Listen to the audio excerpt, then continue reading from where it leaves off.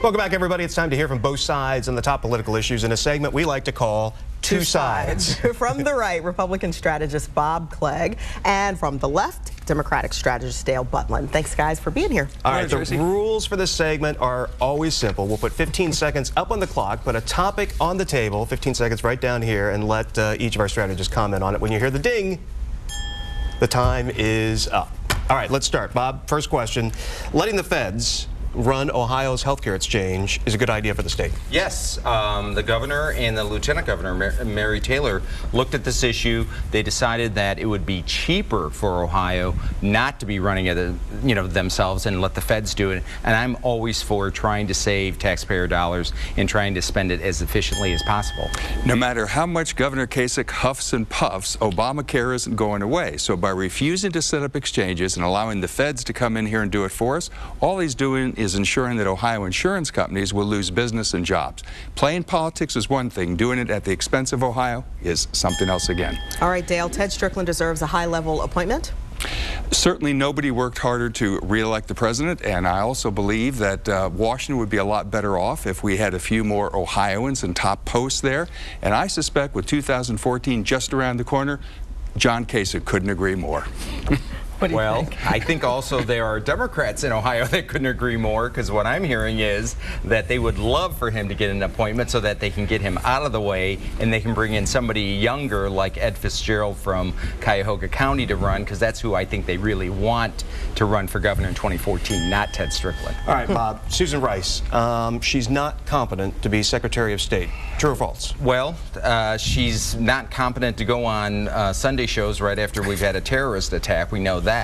The problem we have here with Susan Rice is we don't know what she knew, when she knew it, what she was asked to say, what she was asked not to say, and that's the problem that she brings into any kind of hearings. Here's what we know. Susan Rice is the UN ambassador. She had nothing at all to do with Benghazi. Her only crime was to go on a few television shows several days after the incident at Benghazi and give the talking points that the intelligence community gave her. By the way, Bob, CIA Director Petraeus signed off on those talking points. Okay, Dale. Ohio's unemployment rate now 6.9%. Credit Obama or Kasich? Yeah, so Ohio's unemployment rate began falling in 2010 and was the direct result of President Obama's auto rescue, which has created over 20,000 Ohio jobs and which Governor Kasich opposed.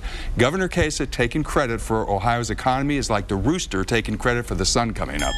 Dale, if you notice, the unemployment rate in Ohio is lower than the federal unemployment rate of 7.9%. If President Obama was doing such a bang-up job, we wouldn't have 7.9% unemployment across the whole United States. Obviously, John Kasich has made the difference, which is why it's a full percentage point lower. Ohio State Bar Association, respected organization, a little hot water for from some members. Good idea for them to get involved in the Issue 2 fight this year? Hey, they were brought into it by the people that wrote the Issue 2 language. I mean, they brought judges, state court of appeals judges, into this process, which has never happened before in the state's history. So all they were trying to do was abide by what the judges wanted, which was to be out. It's unusual for the Bar Association to weigh in on a ballot initiative, particularly if the parties are split. During the campaign, it was rumored that the president of the Bar Association was angling for a Supreme Court appointment from Governor Kasich. This week, we find out it's true. He has submitted his application.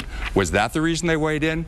People can draw their own conclusions. All right, Dale, lawmakers should make changes to state election law during lame duck, or should they hold off until January? What's the rush? Votes are still being counted. Voting rights advocates have yet to be heard, but when we do make changes, they ought to be in the direction of making voting easier, not harder. Of course, making voting easier will deprive Bob's party of one of their favorite pastimes, going to court and explaining to judges why voter suppression is a great idea. Okay, just because we want to make changes with an antiquated system doesn't mean we're trying to suppress votes. You know, that's the problem. Now, I think we've been talking about this issue for how long now? How many years? We got to make changes.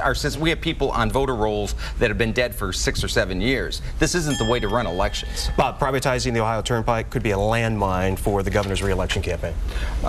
It's something I think that needs to be looked at. You know, once again, let's talk about efficiency and effectiveness of taxpayer dollars.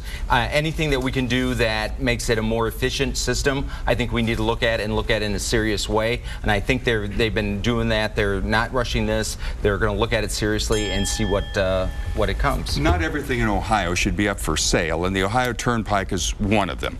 Indiana and Chicago, places like that, have tried it. A disaster for consumers. Tolls going through the roof. Then there's Governor Kasich's incredibly shrinking estimate of what we'll get. Last year he said it was $3 billion. This year he says it's $1 billion. We're going to end up paying for someone to lease our turnpike. All right, Dale, Bob, thank you very much. I love two sides. I know, it flies by, too. So fun. So thank you so much for joining us here. And don't